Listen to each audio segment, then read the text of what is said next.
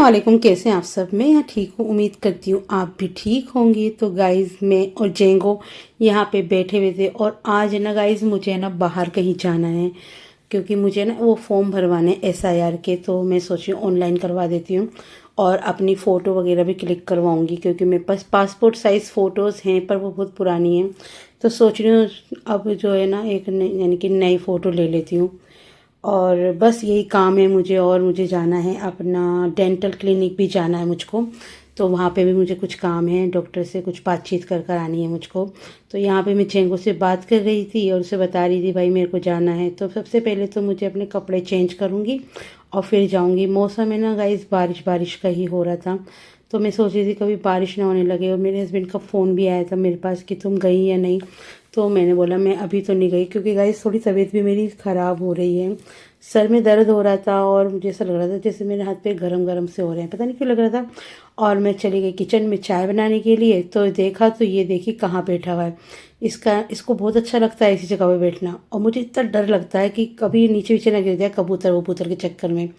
तो बस इसको देख रही थी मैं। जैसे ही इसने मुझे देखा तो आज इसने सोचा कि आज तो ये थोड़ी ढीली है, कुछ नहीं कहेगी मुझे। तो मैंने इसे इतनी आवाज़ें लगाई हैं कि जेंगो जेंगो इधर आओ इधर आओ, तो आया नहीं। फिर मैं इसके पास आ गई, फिर इसे गुस्सा आने लगा कि क्या है, मुझे क्यों नहीं बैठने दे रही। तो बस गाइस फिर इसे अंदर ले जाऊंगी मैं, और बस मुझे ना फटाफट से थोड़ी देर में निकल जाऊंगी। तो बस इसे कमरे वमरे में छोड़ कर आती हूँ। और सारे डॉक्यूमेंट्स जो मुझे लेने थे वो मैंने निकाल के रख लिए थे, और मैं पहुँच गई थी SIR का फॉर्म सबमिट करने के लिए। तो यहाँ पे मैंने ना अपना ID के यानी कि मेरी ID में ना मेरा फ़ोन नंबर लिंक नहीं था, तो पहले मैंने वो लिंक करवाया, उसके बाद वो काम हो गया था। मैं जा रही थी अब क्लिनिक। तो गाइस मेरे दांत में कुछ प्रॉब्लम्स हो रही हैं। उन्होंने मुझे डॉक्टर ने बताया कि मुझे ना हाइपर टेंशन की वजह से मेरे ना दांतों में परेशानी हो गई। सारे दांत हिलने गाइस मेरे, कितने तो टूट भी गए हैं। इनकी इतनी परेशानी है, खाना खाने में भी इतनी परेशानी होती है। और कुछ मेंटल लोग ऐसे होते हैं ना जो दुनिया में, अपना तो वो कुछ करते नहीं है लेकिन दूसरे को परेशान करना उन्हें प्रॉपर आता है। प्रॉपर दूसरे की ज़िंदगी में इंटरफेयर करते हैं, और सामने वाली कम उम्र की लड़कियों का ना ज़िंदगी ख़राब करते हैं और उनको टेंशन देते हैं, जिससे कि वो मानसिक संतुलन ख़राब करती हैं अपना। और सबसे ज़्यादा परेशानी ये हो जाती है कि हम अपने ऊपर ले लेते हैं। हम क्या करते हैं, हम टेंशन लेते हैं, अपने ऊपर ले लेते हैं। पर सामने वाली पार्टी, कितने बुढ़े आपने देखे होंगे कि वो जवान रहते हैं ज़िंदगी भर। क्यों? क्योंकि वो टेंशन नहीं लेते। और हाँ, मैं बुढ़ा कह रही हूँ तो कोई ये नहीं है कि मैं क्या कह रही हूँ, बुढ़े को बुढ़े ही तो कहेंगे, जैसे हमें भी कह देते हैं लोग। तो बस क्या कर सकते हैं, ऐसे ही ज़िंदगी चल रही है गाइस। पर कैसी चल रही है वो तो बस जिसके ऊपर भुगत रहा होता है ना, उसे होता है, उसे ही पता होता है। मैं बहुत ज़्यादा परेशान हूँ गाइस, बहुत ज़्यादा। मुझे ना जब डॉक्टर ये बताता है ना कि आपकी ये चीज़ ख़राब हो रही है, वो चीज़ ख़राब हो रही है, तो उसके बाद मुझे और बहुत ज़्यादा टेंशन हो जाती है। तो गाइज़ मेरे को डॉक्टर ने मुझे जो बातें बताई ना, उसकी वजह से मुझे बहुत टेंशन हुई। फिर मेरे हस्बैंड जो है ना, वो मेरी है ना हर मर्ज़ की दवा है। वो उनसे मैं बात करती हूँ ना तो मुझे बहुत अच्छा लगता है, वो मेरी टेंशन को ख़त्म कर देते हैं।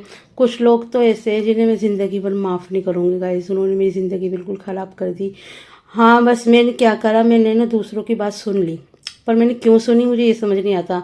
वो तो कुछ बातों में मैं ना शुरू से ही सतर्क थी, जो मैं अपनी ज़्यादा बर्बादी नहीं कर पाई, वरना वो तो मुझे बिल्कुल ही बर्बाद करने पे तुले हुए थे। हाँ, मेरी बात बहुत सारे लोगों को बुरी लग रही होगी, क्योंकि बुरी उनको लगेगी गाइस जिन्होंने बुरा किया है, इसलिए उन्हें बुरी लगेगी। पर अल्लाह पाक तो सब कुछ देख रहा है ना। आज मैं बहुत ज़्यादा टेढ़ी टेढ़ी बातें करना चाहती हूँ, फिर भी मैं सोचती हूँ कि क्या ही करूँ, छोड़ो रहने दो, कुछ भी नहीं होता। तो बस क्या कर सकते हैं।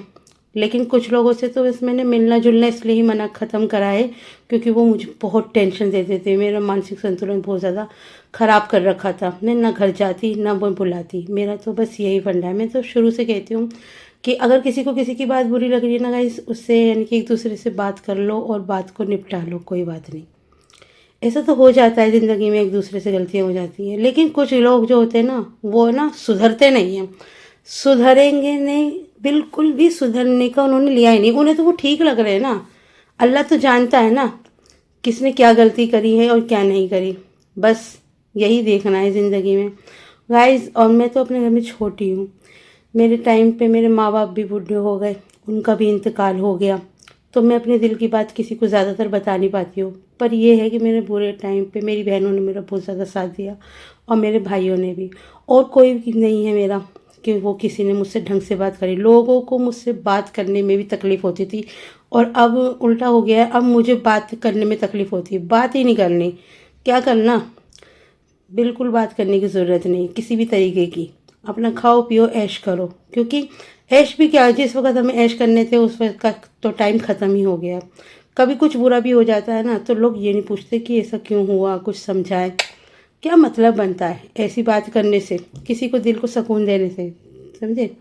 तो गाइज़ आज हमारे घर में ना सर्विसिंग हुई थी एसी की, तो इसी वजह से कमरा बहुत ज़्यादा गंदा हो गया था और ना बेडशीट वगैरह भी चेंज करूँगी एक आध दिन में। और यहाँ पे मैं सफाई कर रही थी, मेरे हस्बैंड आउटडोर धोने के लिए गए हुए थे अपने फ्रेंड्स के साथ। तो मिलती हूँ आपसे नेक्स्ट व्लॉग में। लाइक शेयर और सब्सक्राइब करना ना भूलें। अल्लाह हाफिज़।